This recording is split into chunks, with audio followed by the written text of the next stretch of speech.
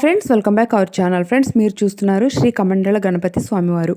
ఈ స్వామివారు కర్ణాటక రాష్ట్రంలోని చిక్మంగళూరు జిల్లా కొప్ప తాలూకా కెసవి అనే గ్రామంలో కొలువైనారు. సుమారు 1000 సంవత్సరాల పురాణ ఆలయమని చెప్పబడుతోంది. ఈ మధ్య ఈ ఆలయాన్ని పునరుద్ధరించారు. శ్రీరాముల వారు దర్శించుకున్న ఆలయంగాను, పార్వతీదేవి తపస్సు ఆచరించిన ప్రదేశంగాను చెప్పబడుతుంది. ఇక్కడ స్వామివారు యోగ ముద్రలో ఉండటం విశేషము. ఇక్కడ బ్రహ్మ అనే నది పుట్టి ఇక్కడ నుంచి ప్రవహించి తుంగా నదిలో కలిసింది అని చెప్తూ ఉంటారు. ఈ బ్రహ్మానది నీరు ఇక్కడ ఉన్న పుష్కరిణిలో చేరుతుందని, గుప్తగామినిగా వచ్చి పుష్కరిణిలో చేరుతుందని, అక్కడ నుండి ఆ నీరు స్వామివారి పాదాల వద్దకు చేరుతుందని చెప్తూ ఉంటారు. మీరు చూస్తున్నారు కదా, ఈ నీటితోనే స్వామివారికి అభిషేకం చేస్తూ ఉంటారు.